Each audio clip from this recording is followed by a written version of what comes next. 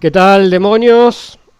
Hoy nos trasladamos nuevamente a la bella ciudad de Godoy Cruz, en la provincia de Mendoza. Estamos nuevamente con nuestro querido amigo Luis Anino y hoy le pedí que me trajera un caso mendocino, algún caso mendocino, y él tuvo el buen tino de elegir un caso previo al siglo XX. Uno de los casos antiguos. Acá en el canal ya hemos subido algún que otro video donde hablamos de casos ocurridos en siglos pasados.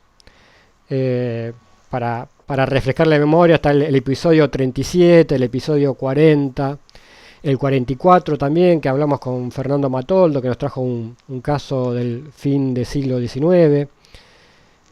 Y hoy, para sumar a esa lista de casos antiguos, Luis nos trajo un caso de 1860 y pico. Ya nos va a dar los detalles. Luis, como siempre, bienvenido nuevamente al canal. Un placer tenerte. Una persona que tiene muchos conocimientos sobre el tema OVNI a nivel internacional. Ya lo hemos tenido en varios videos donde hablamos temas que abarcan la agenda internacional, y también un gran conocimiento de la casuística de la provincia de Mendoza. Así que gracias por compartir tus conocimientos y bienvenido, como decía, nuevamente al canal. Buenas noches, Carlos. Para mí, como siempre, también el gusto de charlar contigo y bueno, compartir algunas historias, algunos relatos y algunos casos de acá la provincia de Mendoza. Y en este caso, bueno, en esta ocasión, un caso que no es muy conocido, al menos a nivel masivo, si se quiere, y tiene justamente esta característica peculiar de que ocurrió en el siglo XIX, en la segunda mitad del siglo XIX. Así que, bueno, vamos a compartirlo con los amigos de Demonios. Por lo que estuve mirando del caso, Luis me mandó previamente un documento donde está la descripción de los eventos. Hay un hecho puntual, histórico, muy concreto, que es un terremoto que ocurre el 20 de marzo de 1861, y previo a unos días previo a esto es cuando ocurre el incidente que hoy nos vas a relatar. ¿Cómo fue?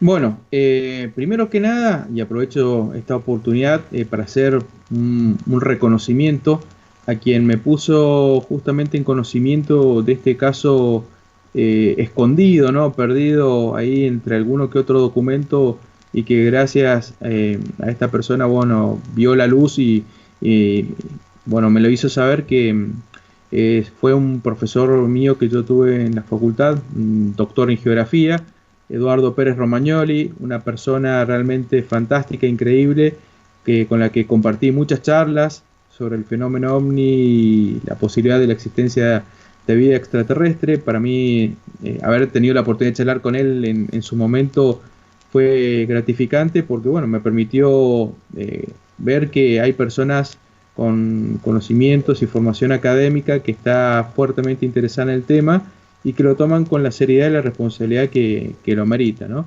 Y en una ocasión él me puso en conocimiento de este caso que apareció publicado en el segundo tomo de la revista de la Junta de Estudios Históricos, que se publicó en el año 1936. O sea, ya de entrada estamos hablando de un texto que tiene, dentro de poco va a tener casi 100 años, ¿no? Un texto viejo y que a su vez remitía a un acontecimiento que había ocurrido también mucho tiempo antes. La fecha a la que estamos haciendo referencia es al 4 de marzo de 1861. Y este hecho fue registrado por una persona de nombre Eusebio Blanco. Eusebio Blanco, para los mendocinos, realmente, bueno, representaba una figura prominente de la sociedad mendocina, ya que para esa época él era un productor vitivinícola, que es una de las actividades más conocidas y más importantes y que define de algún modo la economía mendocina. Y por otra parte, y esto también es muy importante, era una figura política muy reconocida y de gran prestigio en la provincia.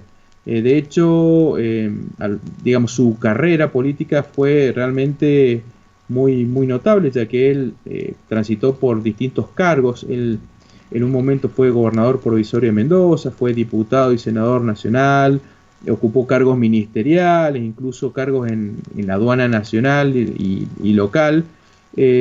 O sea, una persona respetada y respetable. Algo que en la ufología suele ser muy importante porque nos permite configurar lo que se suele denominar un testigo calificado. Una persona, lógicamente, también de elevada cultura. Este hecho, como bien digo, ocurrió el 4 de marzo de 1861, poco, más o menos 2 semanas antes, poquito más sería, de un acontecimiento realmente estremecedor que ocurrió acá en Mendoza, que justamente tuvo lugar este 20 de marzo, y que fue un terremoto tan devastador que destruyó lo que en ese entonces se conocía como el área fundacional, que actualmente hay un museo y es una zona generalmente de visita para los turistas, recomendado para conocer cómo era la Mendoza de ese entonces. Pero bueno, hubo una destrucción total y los daños, bueno, fueron cuantiosos en pérdida de vidas humanas y daños materiales, ¿no? Ahora, este acontecimiento que se dio en 1861, Eusebio Blanco recién lo registró, lo anotó más de 10 años después, en 1875, y esto es muy importante de notarlo porque un poco lo que él pretendía con esto era que este acontecimiento gravoso, extraordinario, quedara registrado en la memoria de los mendocinos y de todos aquellos que pudieran acceder a estos escritos que hiciera Eusebio Blanco y que se refiere justamente a este acontecimiento extraño que sucedió en el atardecer del 4 de marzo de 1861, que voy a leerlo textual porque es interesante escuchar, o mejor dicho, voy a leer, ¿no? Y que se escuchen las palabras escritas de lo que decía Eusebio Blanco al respecto de esto que sucedió hace tanto tiempo, ¿no? Decía así: el cuarto día del citado mes, a las 7 de la noche, nos hallábamos reunidas varias personas en un sitio abierto de la campaña norte, cuando vimos cruzar de suroeste a noreste una inmensa bola de fuego chisporroteando, con un estrépito extraordinario, semejante al que se produce por la descarga de una gran caldera de vapor. Espantados por la viva luz producida por este fenómeno, que nos pareció marchar casi rozando por nuestras cabezas, y por el sorprendente ruido que hacía, nos quedamos atónitos, observándolo hasta que desapareció en el horizonte. Uno de los presentes, pasado nuestro azoramiento, exclamó: esto me parece ser el indicio de alguna calamidad que nos va a sobrevenir, lo que dio origen a una broma jocosa sobre las preocupaciones y fanatismo de los pueblos, volviendo a hablar al día siguiente de la sorpresa y el miedo que había causado a nuestro compañero el raro y sorprendente meteoro de la noche anterior, que la prensa nos reveló después haber sido observado también en Concepción de Chile, en Entre Ríos y en el norte del Brasil. Con pocas horas de diferencia, tal debió ser la velocidad con que marchaba. Varios de estos meteoros, aunque de menor volumen y a mayor altura, se observaron salir de las cordilleras durante los sacudimientos sucesivos de la Tierra, viéndose algunos de ellos resplandecer aún a la luz del sol de mediodía. Hasta allí llega esta parte que relata en este texto Eusebio Blanco. Luego se extiende en otros términos, hablando de lo que ocurriría justamente con el terremoto del 20 de marzo, dando más detalles y bueno, un poco haciendo un raconto de la gravedad de lo ocurrido, los daños y todas las tareas, sobre todo de rescate y de recuperación. Eusebio Blanco, de hecho, fue justamente una de las personas que participó en estas tareas de rescate, así que su testimonio y su aporte es sumamente encomiable. Ahora, pasaron 16 días de este avistamiento, de este meteoro en principio, y a las 20:30 justamente de este 20 de marzo, bueno, se produce este se concreta finalmente este funesto augurio, ¿no? De este amigo de Eusebio Blanco, porque lo que se tomó en principio como a chiste o como broma, diciendo que, bueno, que podía ser el augurio de algo terrible, bueno, finalmente ocurrió, dicho y hecho. Y tanta conmoción causó que incluso Eusebio Blanco, que una persona racional, educada, culta, coincidió con otras personas de la época en que para ellos estaban ante un acontecimiento que parecía similar al fin del mundo. Ellos creían efectivamente que estaban viviendo una suerte de fin del mundo, lo cual uno también permite, no sé, imaginar la sorpresa que le causó ante tamaña visión, ¿no?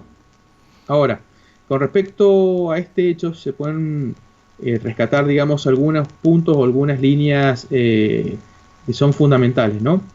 Que es como un extracto de todo este relato que nos hace Eusebio Blanco. Por un lado, destacar que lo que se vio atravesar por el cielo de la ciudad de Mendoza era una gran bola de fuego que tenía una trayectoria suroeste-noreste, ¿no? Y que despedía chispas y hacía un ruido muy fuerte. Luego, producía una luz muy potente, se decía que era brillante y que se desplazaba a muy baja altura porque decían que les pasaba como rozando a la altura de las cabezas.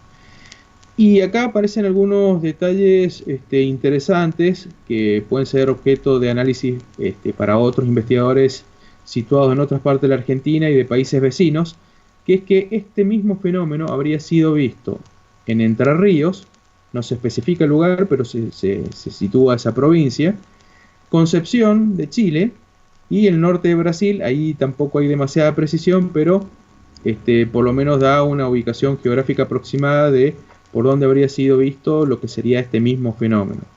Y otro detalle que señala es que habría sido visto, habla con pocas horas de diferencia.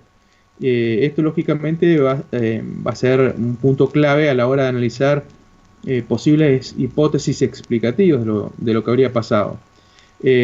También se menciona que habrían ocurrido a lo largo del tiempo otros meteoros, o sea que no sucedió solamente ese 4 de marzo, y que señala que salían de las montañas y que, a diferencia del anterior, que era de gran tamaño, luminoso y ruidoso, eran más pequeños y que volaban a una mayor altura y que también eran muy brillantes.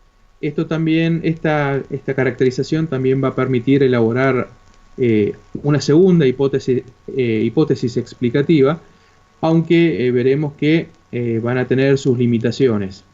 La cuestión clave en esto es que, insisto, y lo he mencionado anteriormente, Eusebio Blanco no era una persona en apariencia propenso a fantasías, a ilusiones, una persona con cargos de responsabilidad, como lo he señalado.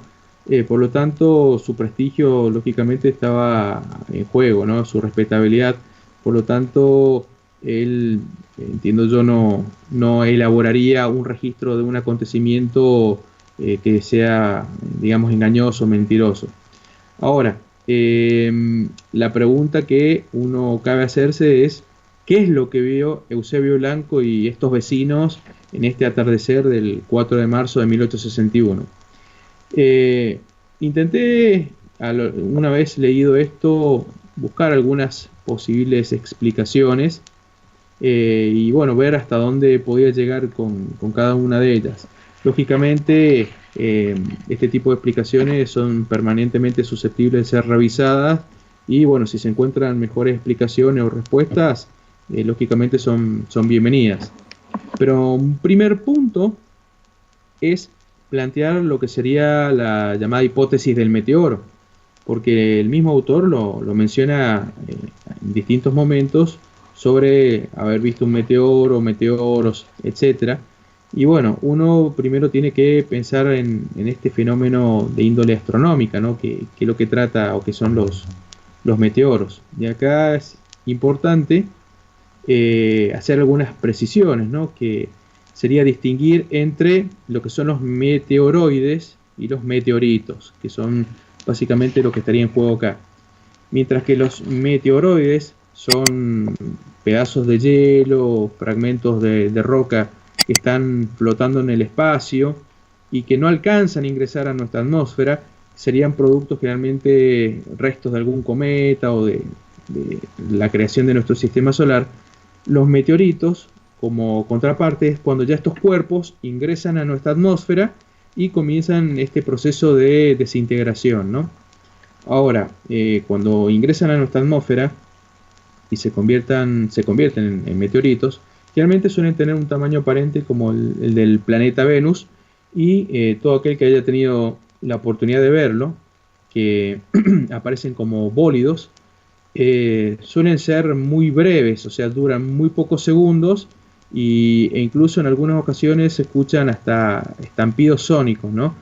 A mí me tocó en una ocasión con unos amigos ver uno en el desierto de la Valle y es un espectáculo realmente increíble, y cuando explotan, por decirlo de alguna manera, en esa ocasión nosotros lo escuchamos como las bengalas que suelen usarse en las fiestas de fin de año. Es como un estampido, ¿no? Un estallido. Ahora, estos meteoritos generalmente suelen ingresar a nuestra atmósfera a unos 100 kilómetros de altitud, y bueno, a medida que van descendiendo, se van desarmando, se van desintegrando y van hasta que pudieran llegar hasta la superficie, se van destruyendo, ¿no? Paulatinamente. Pero el hecho es la duración que suelen tener, porque sus trayectorias como mucho pueden extenderse hasta unos 300 kilómetros, y la duración, que es lo que estoy señalando, suelen ser muy breves, 3, 5 segundos, como mucho extenderse a 20 segundos. Hago esta observación, que creo que es importante, por los tiempos que el Eusebio Blanco señala, ¿no? Particularmente cuando hace referencia a que fueron vistos con pocas horas de diferencia en otras ciudades, ¿no? Cuando se menciona Concepción de Chile, Entre Ríos y al norte de Brasil.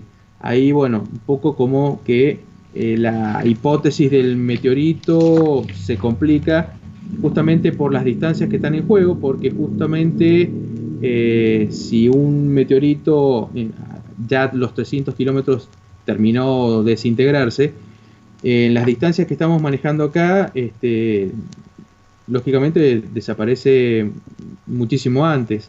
Digo esto porque, por ejemplo, entre Mendoza y Entre Ríos hay casi 800 kilómetros de distancia. Entre Concepción de Chile y Mendoza hay una distancia también parecida. O sea, casi hay 1700 kilómetros entre Concepción de Chile y Entre Ríos, por no extenderme hasta el norte de Brasil, donde no hay mayores precisiones, ¿no? Pero ahí estamos hablando de unos 1700 kilómetros, por lo cual la idea de un meteorito que se está desintegrando se torna difícil de sostener, particularmente cuando el mismo Eusebio Blanco en su descripción habla de una gran bola de fuego, ruidosa, brillante. Entonces, lógicamente, bueno, ahí se me plantea la gran duda de si fue o no fue un meteorito. En este punto, bueno, yo señalo estas inconsistencias que, tratando de buscar una explicación, no me terminarían de estar cerrando por el lado de los meteoritos. Traté de buscar otro tipo de explicaciones porque Mendoza, bueno, tuvo terremoto, ya ha tenido otros terremotos a lo largo del tiempo, porque, bueno, nosotros nos encontramos en una zona de gran actividad sísmica, como ocurre también con la vecina provincia de San Juan. Los terremotos más dañinos que han ocurrido se han dado tanto acá en Mendoza como en San Juan, con daños muy importantes, ¿no? Y que esto, ¿por qué lo traigo a colación? Porque incluso en el ámbito de la ufología, este tipo de elementos suelen ser muy, muy considerados, sobre todo en zonas de montaña, donde suelen darse ciertas manifestaciones luminosas y que suelen estar asociadas con actividad sísmica, actividad tectónica, que suele estar asociado justamente con lo que luego se provocan estos sismos, ¿no es cierto? De hecho, hay distintos tipos de manifestaciones que suelen darse antes de un terremoto y que pueden ser consideradas como un anuncio previo, ¿no? Generalmente, bueno, suelen producirse cambio en los niveles de agua de los pozos de agua. Algo que también se suele mencionar mucho es que los animales se suelen poner nerviosos, de alguna manera como anticipando este tipo de acontecimientos. Incluso en algunos lugares se registran variaciones en el campo electromagnético local, se producen, y esto resulta interesante ser tenido en cuenta para este acontecimiento. A veces se ven luces en las crestas y las cimas de montaña, y hasta se agrega algún elemento de índole parapsicológico, porque incluso existen casos donde hay una posible premonición de terremotos inminentes. Esto que estoy mencionando ha sido analizado por científicos y académicos, pero bueno, acá también suelen ocurrir algunas discrepancias. A ver, Eusebio Blanco menciona en uno de sus fragmentos que varios de estos meteoros, aunque de menor volumen y a mayor altura, se observaron salir de las cordilleras durante los sacudimientos sucesivos de la Tierra. Esto un poco se ajusta con esta idea de que las luces sísmicas se producen desde crestas o la cima de las montañas. Es decir, que uno podría decir que quizás lo que vieron Eusebio Blanco y sus compañeros, o los vecinos de la Mendoza de esa época, eran manifestaciones previas al gran terremoto que luego iría a ocurrir. Y otro elemento interesante a tener en cuenta es esto que mencioné de la posible premonición humana de terremotos inminentes, cuando este vecino que parecía supersticioso decía, en palabras de Eusebio Blanco, que uno de los presentes decía: pasado nuestro asesoramiento, exclamó, esto me parece ser el indicio de alguna calamidad que nos va a sobrevenir. Quizá puede ser premonición, o quizá puede ser una persona que ya haya experimentado previamente situaciones similares, entonces lo que hace como un buen observador es establecer esa asociación entre una señal que muestra, digamos, el paisaje o el terreno y lo que puede ocurrir después con un terremoto. Pero más allá de eso, este tipo de fenómenos asociados con los terremotos, sobre todo fenómenos luminosos, han sido y son estudiados a nivel de la física por distintos académicos, ¿no? Por ejemplo, hay un investigador que también trabaja para el Instituto Ames de la NASA, que se llama Friedman Freund, que bueno, no me sale bien el nombre, pero este es un investigador norteamericano. Señala algo que justamente está asociado con este hecho histórico, ¿no? Él señala que en el pasado, a menudo, las luces de terremotos se interpretaban con asociaciones de tipo religiosas, y él considera que en tiempos modernos el avistamiento de este tipo de luces asociadas a los sismos perfectamente pueden ser vinculadas con lo que nosotros hablamos de fenómeno ovni, ¿no? Pero él señala, bueno, que existen explicaciones físicas racionales, y él habla de que, bueno, que en la naturaleza de alguna manera actúa sobre determinado tipo de rocas. Él de alguna manera explica qué tipos de rocas son, las especifica, y dice que se produce una activación de sus cargas eléctricas, y que eso parecería como si se encendiera una batería en la corteza terrestre, y que un poco se extiende en sus explicaciones, y dice que las cargas se pueden combinar y formar un tipo de estado similar al plasma, que bueno, este término y este elemento suele también estar muy, muy asociado a las investigaciones del fenómeno ovni como posibles explicaciones de sus avistamientos. Dice que pueden viajar a velocidades muy altas y estallar en la superficie para hacer descargas eléctricas en el aire. Y generalmente este tipo de descargas suelen ser coloridas.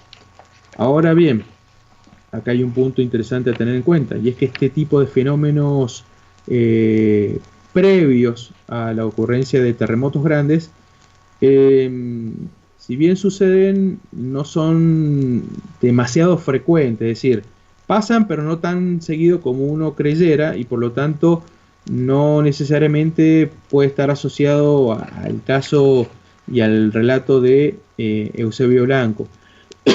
De hecho, eh, incluso no en todas las partes, en todas partes del mundo ocurre con la misma intensidad e incluso se señala que América del Sur y lógicamente, bueno, Mendoza como parte integrante de este subcontinente, son una de las regiones donde menos ocurren comparada con otras regiones.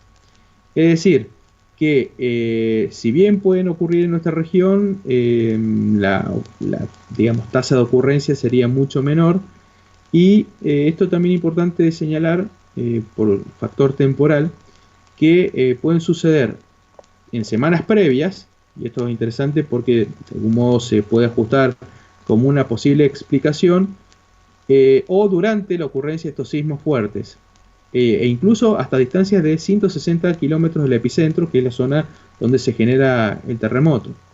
Ahora bien, un poco recordando el hecho de que estos mismos fenómenos habrían sido vistos en Concepción de Chile, en Entre Ríos y en el norte de Brasil, lógicamente están mucho más distantes estos 160 kilómetros que he mencionado. Por lo tanto, esa explicación, bueno, se torna un tanto inconsistente también y suelen ocurrir a baja altura. Y bueno, Eusebio Blanco señaló en un comienzo que si bien la gran bola esa de fuego pasó a baja altura, casi rozando su cabeza, luego señaló que estos otros meteoros que salían de detrás de las montañas se veían a mayor altura y también resultaban brillantes. Así que bueno, a mí me persiste la duda como explicación posible de estos fenómenos previos a la ocurrencia de terremotos. Es decir, si bien en algunos pasajes pueden servir para explicar lo que vieron Eusebio Blanco y sus compañeros, la explicación esta del meteoro o la explicación de los fenómenos presísmicos, por decirlo de alguna manera, resultan, digamos, incompletos y no terminan completamente de cerrar esa explicación. Y a eso, bueno, se le puede sumar como necesidad para poder ampliar esta investigación, disponer de información de la época, del mes de marzo de 1861, de Concepción de Chile, de Entre Ríos y bueno, de algún lugar de Brasil. Así que al menos esto es un pantallazo en general, si se quiere, de lo que ocurrió este 4 de marzo de 1861 y bueno, un ensayo de posibles explicaciones que bueno, no terminan de ser completas, generan dudas y por lo tanto, bueno, forma parte o engrosaría, digamos, esta casuística de ovnis de acá de Mendoza, porque en definitiva terminan siendo objetos voladores que no terminan de ser completamente identificados. Estimado Luis, me dejaste sin palabras, o sea, cuando comenzamos este video yo tenía en mente, bueno, vamos a grabar un video de no más de 15 minutos, que iba a ser muy escueto, pero la verdad te felicito porque no solamente nos relataste con detalles el caso en sí, el incidente en sí, sino que te explayaste muy bien con posibles explicaciones al mismo. Así que felicitaciones. Yo creo que lo más importante de estos casos, de estos incidentes antiguos, es más allá de la explicación en sí o de cuál ha sido realmente lo que pasó, que seguramente en muchos casos nunca lo vamos a saber, por falta de datos, digamos. Lo importante es rescatar estos testimonios, que no se pierdan en la historia, que no se olviden, sino que de alguna forma aportar nuestro granito de arena para rescatar estos hechos que para la mayoría no los conoce. Así que desde ya invito también a todos aquellos amigos del canal que tengan así casos o incidentes o hechos llamativos, especialmente anteriores al siglo XX, si lo quieren compartir en el canal, bienvenido sea, porque es una forma, insisto, de rescatar estos hechos tan fantásticos. Es una buena idea, porque no es la primera vez que nos encontramos con este tipo de historias. Bien lo has señalado que en tu propio canal ya tenés varios relatos de ese tipo de acontecimientos. Incluso hay autores que lógicamente han trabajado ampliamente sobre estos, digamos, avistamientos pre-1947, que es, digamos, lo que sería el inicio de la era contemporánea de avistamientos de ovnis, que no deja de ser interesante justamente para su estudio, porque, bueno, nos permite encontrarnos con un fenómeno que lógicamente trasciende los límites del tiempo y que parece acompañarnos desde tiempos remotos. Así que, bueno, lógicamente es importante registrarlos, recuperarlos para su análisis, para su comparación, para su mayor comprensión y, bueno, también para tratar de explicarlos. Es decir, si uno logra dar con una explicación racional, completa, sensata, bueno, se termina, si se quiere, la parte de misterio, pero se recupera al menos un hecho significativo del pasado, que, bueno, en este caso, bueno, estuvo justamente asociado con un hecho lamentablemente catastrófico para los mendocinos de aquel entonces. Pero, y en esto, bueno, nuevamente mi agradecimiento para quien en ese entonces me pusiera en conocimiento de este material, porque para mí fue una gran satisfacción recuperar ese material que seguramente estaba perdido, porque yo recuerdo que cuando lo buscamos en la biblioteca ahí de la facultad, era uno de tantos libros metidos ahí, de un universo gigantesco de libros, y bueno, de allí extrajimos y recuperamos esta historia que, bueno, espero que sea del interés de toda la gente que acompaña tu canal y que lo ve con tanta pasión. Un abrazo, Luis. Otro Carlitos, hasta siempre.